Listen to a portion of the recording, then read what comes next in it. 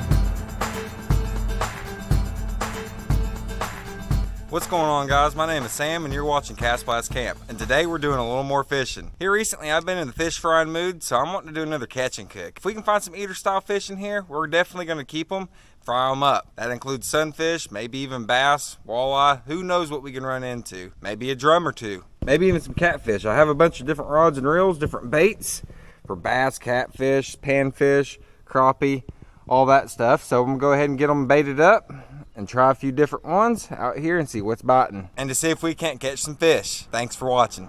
So the first bait I'm going to hook up is a Berkeley gulp. It seems like a little bit of the juice got out because the zipper wasn't all the way zip closed, or they just don't zip that well. But either way, I'm going to go ahead and get one hooked up, throw it out here on a 1/64 ounce ball head jig, see if we can't catch one. I'm just using an ultralight setup. I'm pretty sure this is 4-pound test. It could be 6, but I'm about positive it's 4. Water's real low right now. We might have to cast around a few bass lures out here too, just to see if there's some bass around.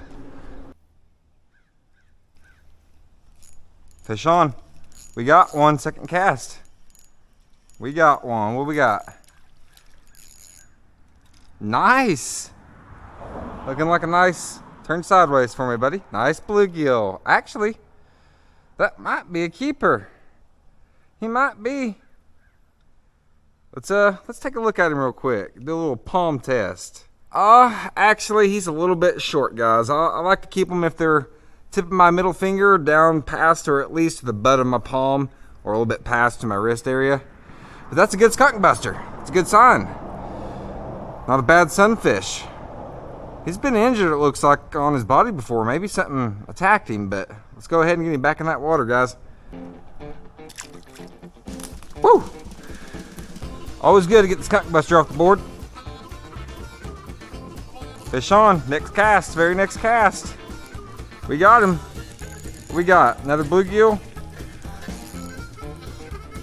Another bluegill, guys.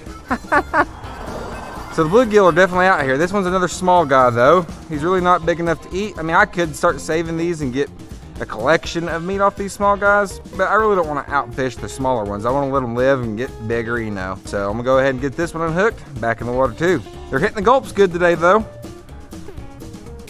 And he's back. Fish on. That one feels a bit better. What we got here? Oh, bring it over here in the sunlight. Another bluegill, another bluegill. Still think he's a little bit too small though. Yep, he's a little bit too small. These are perfect bait size bluegills though.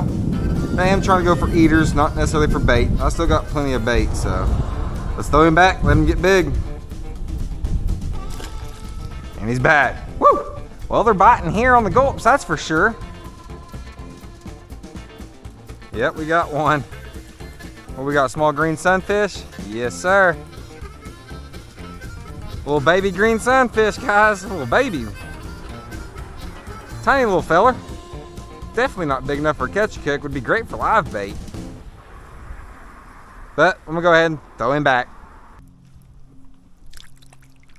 Get back in there, boy.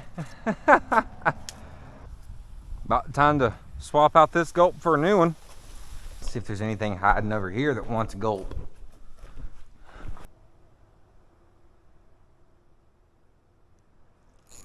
Fish on. We got one. What we got? Oh, wow. Nice bluegill. Is that an eater size one? He might be. Let's see if he meets the palm test. Nope, not quite, guys. He's a bit short, but he's a chunky, tall one. He's healthy for his size. So I'm gonna go ahead and get him unhooked. Back in that water. Bye-bye, little feller. Growing to an eater.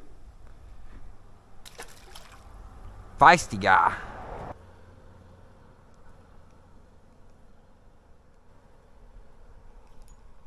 Fish on. We got another. This one feels decent. What we got here? Oh, wow. Looky, looky. We found us a crappie. Looks like a white crappie, guys. Yes, our first crappie of the fall. Been looking for where these guys been hiding. Finally found me one. He's hiding under a bridge. He's definitely too small to keep though, so I'm about to unhook him, throw him back in that water. But awesome, that's cool. Right there in the top of the lip. All right, little feller, growing to an eater. I want to see you be a slab next season. Well, maybe if that one's out there, we might have some eaters hanging around. We got our one. We got another one. Can't even speak. We got a fish on though. What we got here? Another nice bluegill. I thought that was another crappie at first, the way it was fighting, but nope. Just a good sized bluegill. He's almost long enough, guys. He's still a little bit short though. So we're gonna unhook him, get him back in that water. And he's back. Another fish on. Pulled him right out the water. Come here, you. Another bluegill, guys.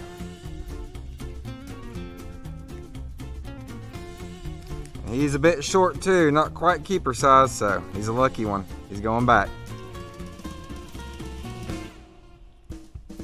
Give me back that gulp. Get in that water, boy. All right, that gulp shot. Well, now that we know there's some fish in here and they're eating, I'm gonna go ahead and switch things up to a little bit bigger of a setup with a little spinner jig. I got a little stinger hook on the back, and this is like a little crappie style jig. I'm gonna go ahead and cast it out there. See if we can't get one. Oh, that was definitely a bite. I'm using a medium light setup. I'm pretty sure this is 6-pound mono I'm casting it on. This is just a cheap Walmart rod. Busted the underspinner off. Well, it's okay. It's still a jig, but now it's not an underspinner jig. That last cast hit the concrete wall, busted the underspinner off. We still got the stinger hook on it though. Snagged up. Next up, I'm going to use a new style of bait that I haven't used before either. This is a miniature chatterbait. Now, I've used bigger style chatterbaits, but not these mini ones. I heard they're good for crappie and also for bass and other fish as well. So I'm going to go ahead and tie this up. It's a 1/16 ounce, and it has a little curly tail shad mimic on there. One curly tail, one regular fin. So I'm going to go ahead and hook one up and get it out there, see if anything wants to bite down on it. So this is basically a little vibration jig. That vibration is hopefully what's going to attract the fish.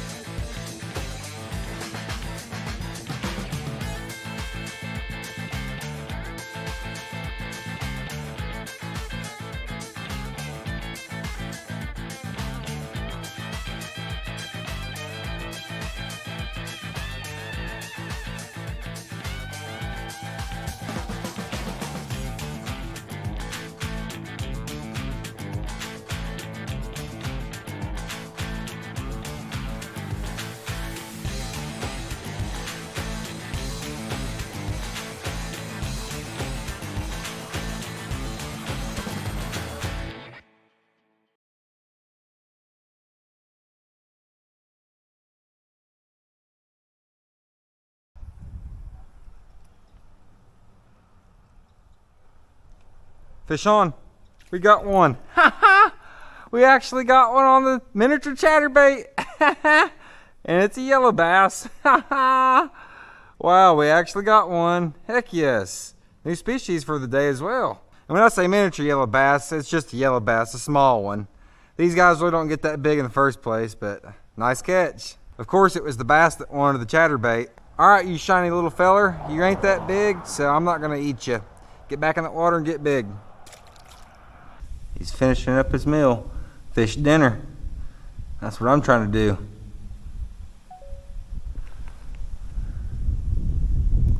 Is that a turtle right there? Is that a big mussel clam? That's pretty cool, guys. That snake just finished that fish off. Now he's got a big lump in his throat. But there's also some sort of like mussel or clam or something right here, it looks like. And I'm wanting to take a look at it. It's right beside the snake underwater. Let's see if I can take a look at that, because that thing's huge and I think it's alive too.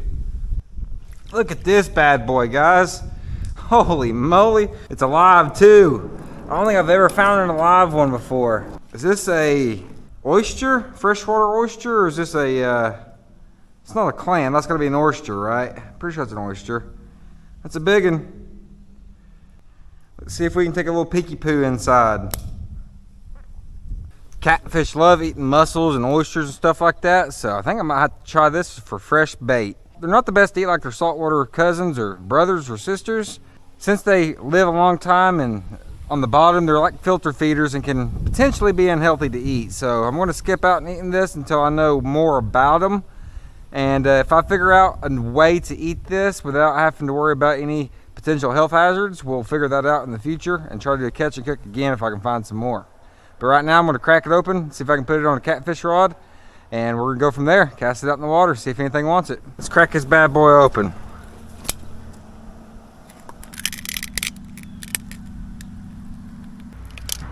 That's a big sucker there.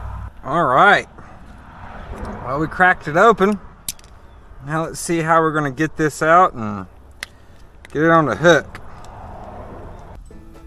I got a circle hook on the Carolina rig. I'm going to go ahead and hook this up the best I can. All right, we got the hook run through it the best we can. I'm going to go ahead and cast it on the left side of this bridge. Alrighty, a fresh caught freshwater mussel going out. Basically right in the middle. Alright, now we're tight lining. Got that mussel out there on the bottom. Switch things up, cast around a worm. Next bait, I got a little chunk of a night crawler on a 1/64 ounce ball head jig on the ultralight rig. We'll go ahead and cast this back out there and see if we can't find us an eater. Fish on, first cast. Feels good. What we got? What we got? Oh, wow. Whoa. Holy moly. Look at that slab of a warmouth, guys. I can't remember my PB warmouth. I know I caught him on a bass jig out of another creek. I'll have to go back in my video log and check that real quick and put that on screen right about now. But this might be a PB. I mean, I think it was around like 8 1/4 was my PB on the warmouth. This is definitely a keeper, guys. Awesome, and he is chunky too. He's gonna have some good meat on him. I hate to say it, but he's getting fried up, guys. Beautiful fish, but he's going in the grease. From the creek to the grease. You know it. Awesome. Now if I could catch a couple more of those, we can actually make for a good little snack or a meal. Mouth closed. He is 7 and almost 7 3/4. Just about there, guys. Just about 7 3/4 inch. Or is that? Nope. Beautiful warmouth. He's going to be going in the pan here soon. All right, next, just for a little bit, for a few casts, I'm going to go ahead and cast around this rather big jerkbait just to see if there's any bigger fish out here that want to bite on it. Never know. Never know till you throw.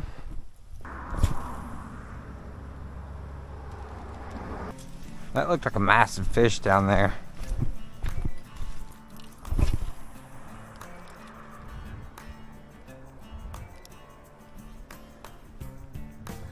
We got one on. We got a fish on. We got one on the jerkbait. Woo! We got one. Oh, he came off. The bass came off. No, we had bass on. Oh, he came off. Dang. Oh, man. It wasn't huge, but still.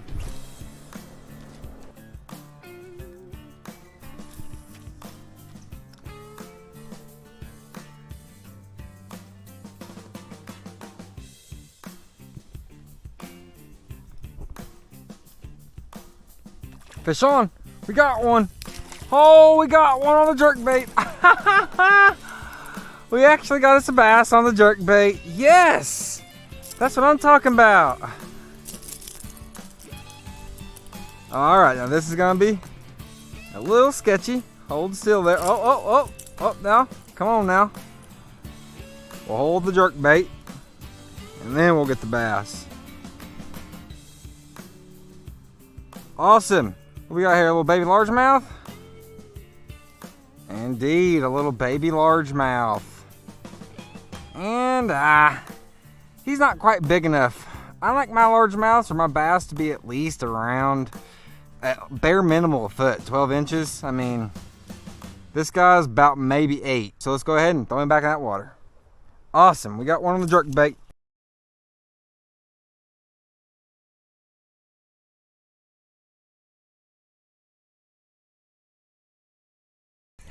And he's gone. Alrighty, so far we've caught a few different style fish, but I only have one keeper. The sun is starting to go down, and I still have that mussel in the water. So there still could be a catfish or another style fish to come along and get that. But until then, I'm gonna go ahead and get this eater prepped and go ahead and get it cooked up. Alrighty guys, so this is that big warmouth. I'm gonna go ahead and clip the gills, get it bled out real quick. Alright, I went ahead and bled the gills out. Let's go ahead and fillet this up, then we'll get the fillets prepared, and then we'll get the oil ready. One fillet, we'll get the skin off in a second. It's almost November, mess off mosquitoes. We just got a hit on the catfish rod.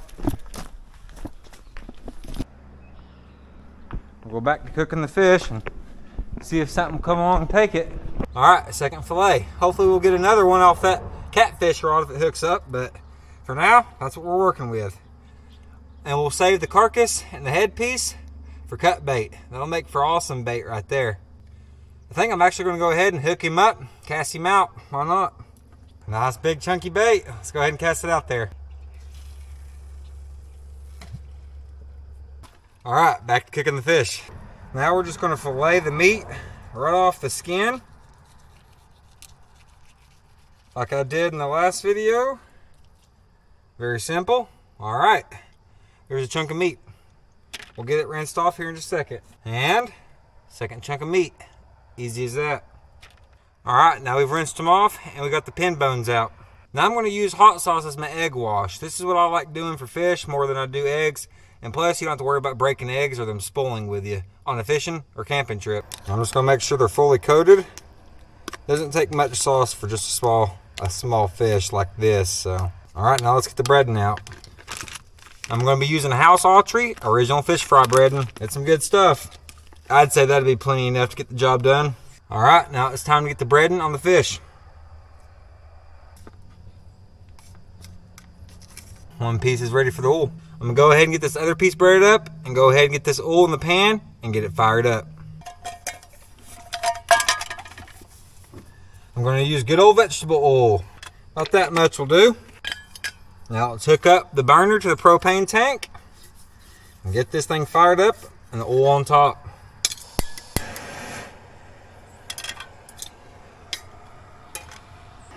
It won't take long for this oil to heat up. We don't have a lot of oil and this pan's relatively small and thin, and that heat is on relatively high, medium high, so it won't take long. But one easy way to tell is get a little pinch of your breading, sprinkle it in the oil. If it violently sizzles up, it's ready to go. It's almost there. A few more seconds and we're putting the fish in. Alrighty, pretty sure it's ready. Let's go ahead and get the fish in the oil. Oh yeah,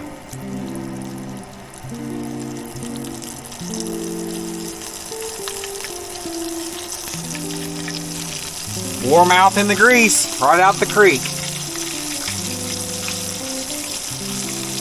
Now this won't take long at all to cook. About 1.5 minutes to 2.5 minutes on each side, and then it's done.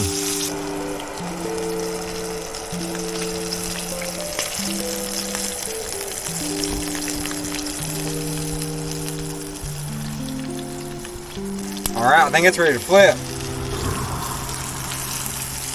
Alrighty guys, I think they're done. Let's get them off the oil. Alrighty, fresh off the oil, hot and sizzling. Looking nice and crisp. We're gonna let them cool down for about 1 minute, and then we're gonna go diving in. Alrighty guys, fried up warmouth, ready to go. I'm not sure if I've ever tried warmouth or not. I know I've eaten different style of sunfish, but I can't remember if warmouth has been one of those, so this might be a first. Anyways, let's go ahead and give this a taste test. It's still really hot, but let's go for it.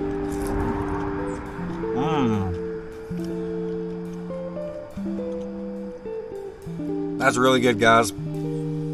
It's hard for me to tell the difference between this and any other style of sunfish, but nonetheless, it's white, flaky meat, and that's very, very good. Not fishy at all. Nice and crisp. I like the seasoning the House Autry breading uses as well. It's got a little bit of pepper and almost like a citrusy lemon kind of flavor, but not a strong lemon pepper flavor. It's like a background flavor. I wish I had caught a bunch more of these so I could at least make a sandwich or a halfway decent meal out of it, but a couple pieces is going to have to do. Man, that's some good fish right there, guys. It's so hot, so flaky, so crunchy, so crisp and delicious. Alrighty guys, well I ate that up in a quick hurry. That was really good. If you guys know you have some warmouth or other sunfish around your local creek and you've never tried to eat sunfish before, you got to give it a try. It's not hard, very easy, and it makes for a great meal or a snack if you only catch 1 or 2 like me. I still got 2 catfish baits out there in the water, one on each side of the bridge, and I've gotten bit on the one on the left side. I'm gonna go ahead and stick around for a little bit longer to see if we can't catch another fish, but if not, that's gonna go ahead and wrap it up. It was fun to get to come out here and do a little more fishing. I've been to this bridge before and caught some red ears and some bass, so it was fun to see what else was biting here in the fall. And that camp cooker stove has been doing pretty good so far. Ozark Trail for the win again. Here recently I did an unboxing and review for that portable cooker. If you guys want to see that video, I'm gonna link it right here at the end. But until next time, please consider liking, sharing with friends and family, and subscribing if you haven't already. Sam out.